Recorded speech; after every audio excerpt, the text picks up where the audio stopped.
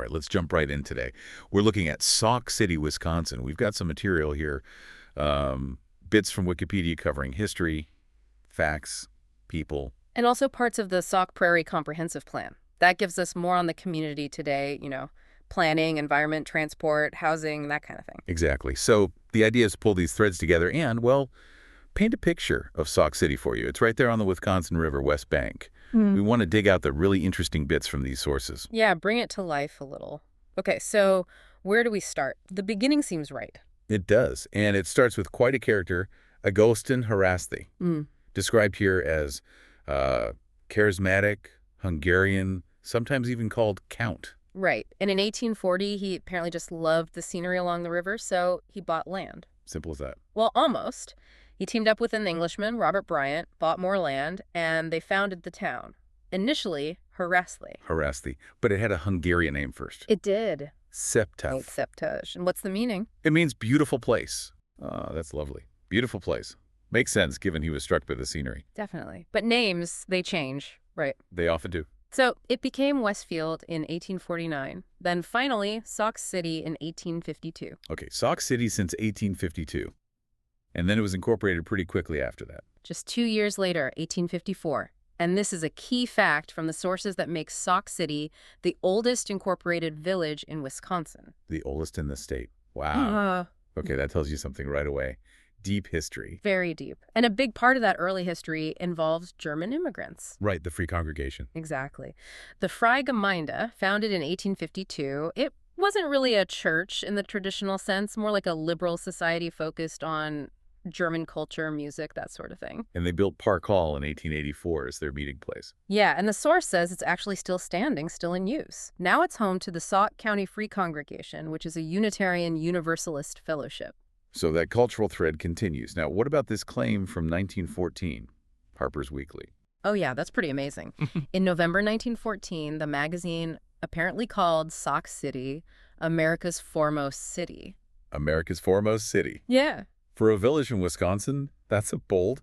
What was the reasoning? Well, the article mentioned a huge historical pageant they put on, like 4,000 people came, which was massive for the village back then. Okay. And it also praised them for making the school the real center of town life. They even moved the ballot box into the schoolhouse. So it was about civic pride, community focus, education, not just size. Exactly. That makes the title make a bit more sense, It does. Okay, moving beyond that bit of historical fame, Sauk City seems to have some, well, unexpected connections, almost surprising ones. It really does. Like Arkham House. The publisher, specializing in H.P. Lovecraft. That's the one. Founded right there in Sauk City in 1939 by August Derleth. He's on the Notable People list, and Donald Wandrow. And it's still based there. Yep. Dark fantasy publisher in small-town Wisconsin. That's different. It really is. A unique piece of its identity. And then there's music history, too. Kuka Records. Kuka Records, right. Founded by James Kirkstein in '59. Yeah, his studio is on Water Street, apparently right next door to his dad's grocery store. Kirkstein's supermarket. Yeah. And the source has that great detail about the store selling polka music on 8-track tapes. It does. It just paints such a specific picture. Kuka recorded polka, sure, but also folk jazz. Yeah. Operated into the early 70s. So you've got this place with German roots, this foremost city title, a Lovecraft publisher, and a polka folk jazz record label. That's quite a mix. It really is. And you mentioned Derleth, but Jacob Leinenkugel from the brewery family, also born and raised there. It shows layers, doesn't it? You wouldn't necessarily guess all that. Definitely not. Okay, let's talk about its setting. We know West Bank of the Wisconsin River, but the geology mentioned is interesting too. The Johnstown Outwash Plain. Yes. Formed during the last ice age, the Wisconsin glaciation, meltwater from the Green Bay Lobe Glacier flowed out. And just dumped tons of sand. Pretty much. Thick deposits, sometimes over 30 meters, created this big flat plain.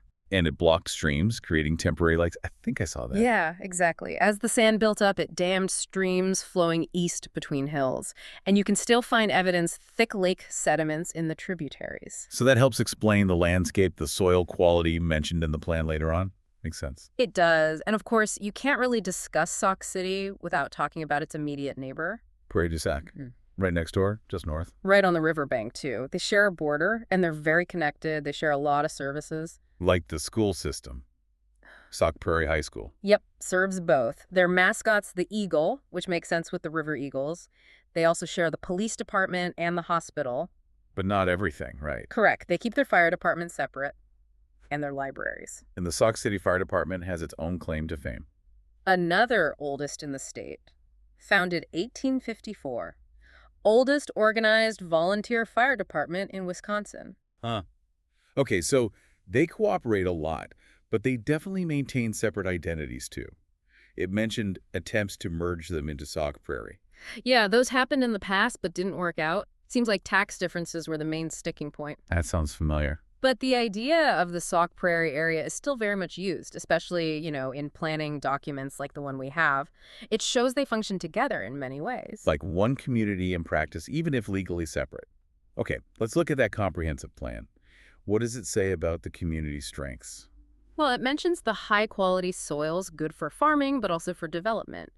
It talks about a strong arts scene, mentioning the River Arts Center. Infrastructure, human capital. Yep, those are listed as positives, and Highway 12 is really highlighted. As a key connection. Yeah, especially for commuting down towards Madison and Dane County. That seems important. What else? Steady population growth is noted, a good, plentiful water supply, quality education with recent school improvements. Yeah. Collaborative services and utilities between the communities get a mention too, and an educated workforce in the area. Oh, and being close to the Sauk Prairie Airport and others. So solid foundation. Yeah. What about areas needing work or future focus? The plan does point out some older industrial spots with maybe lower value uses right now. Makes sense. And it also notes a lack of hotel and convention space, though it sort of spins that as an opportunity, maybe linking up with nearby areas for tourism. Okay, turning a weakness into a potential positive.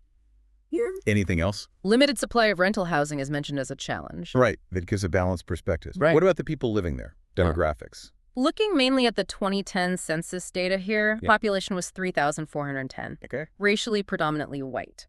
The sources give percentages for other groups too, African American, Native American, Asian, 2 or more races, and about 5% identified as Hispanic or Latino. And households, families, individuals. Just over 1,400 households in 2010. About a third, roughly 31.7%, had kids under 18. Around 45% were married couples living together. What about singles or non-families? Yeah, data's there too. Percentages for female householders with no husband present, non-family households.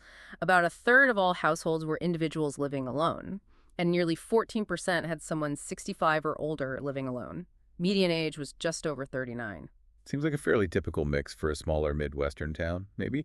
And the plan mentioned housing support. It did. It notes there's a variety of housing types, and it lists specific programs like WHEDA, USDA grants for elderly folks for mortgages or repairs.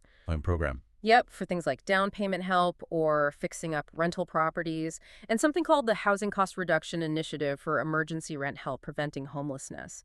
So there are resources available. Good to know those supports exist. Yeah. Any specifics on transportation that stood out? Well, there's one data point on traffic volume. On South 78 Water Street, the average daily traffic count went up by 900 vehicles between 2008 and 2015, from 3,900 to 4,800. Noticeable increase. Probably ties back to that Highway 12 commuting aspect we talked about. Likely, yeah. And the plan also mentions work on making things more walkable. Safe routes to school. Exactly. Plans for a multi-use path along 13th, Sycamore, Hemlock, improving the intersection at 9th and Grand for pedestrians, and paths near Bridges Elementary were finished back in 2015, trying to make it easier, safer to walk. Good initiatives. Yeah. Now, we should definitely talk about the Badger Army ammunition plant site. That's a huge presence nearby. Huge is right, 7,400 acres. Built really fast back in the early 40s. For World War II.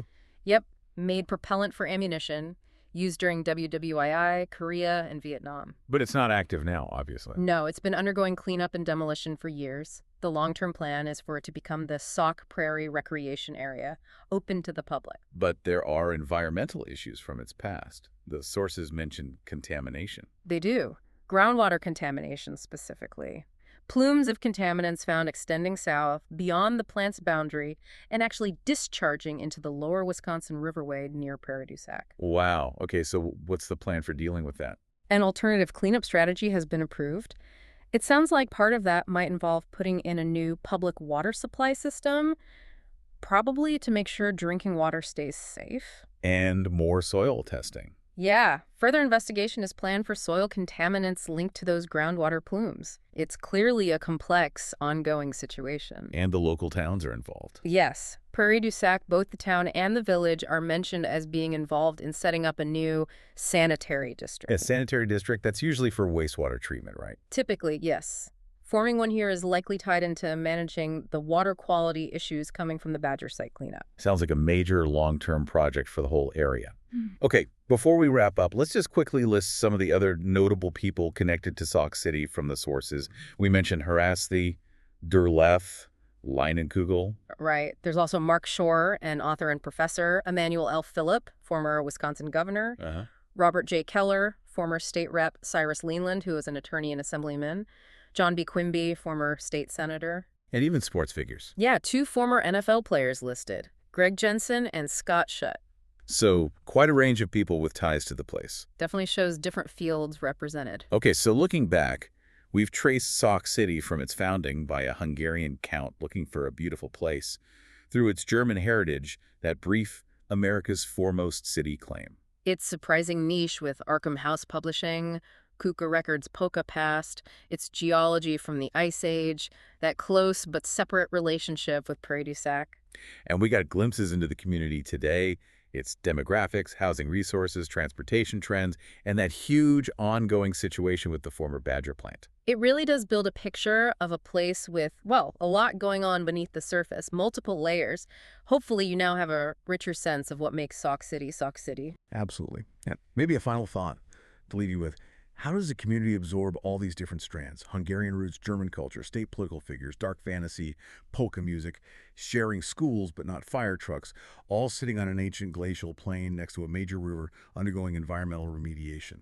How do all those perhaps disparate elements weave together over time to create the unique identity of a place like Sauk City?